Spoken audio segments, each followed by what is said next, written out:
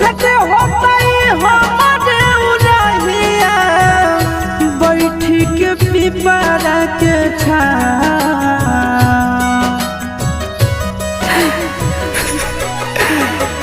देखते होता हमारे उड़हिया बैठी के पिपरा के रुक रुक रुक